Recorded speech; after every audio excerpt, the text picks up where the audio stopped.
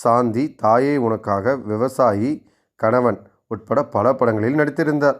குறிப்பாக இவர் நடித்த பூம்புகார் படம் மிகப்பெரிய அளவில் பாராட்டப்பட்டிருந்தது. இந்த படம் இவருடைய கெரியருக்கு ஒரு திருப்புமுனையாக அமைந்தது என்று சொல்லலாம்.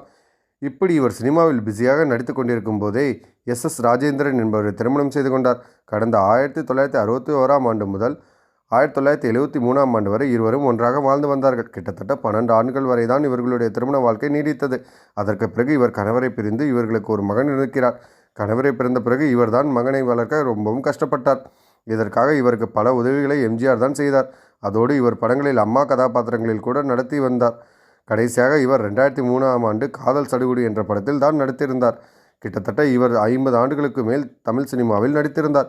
இப்படி இருக்கும் நிலையில் சமீபத்தில் அளித்த பேட்டியில் விஜயகுமாரி பேசி இருக்கும் விஷயம்தான் தற்போது இணையத்தில் வைரலாகி வருகிறது. அதில் அவர், நான் கடந்த 50 வருடங்களாக சாப்பாடே சாப்பிடுவது கிடையாது. நாள்தோறும்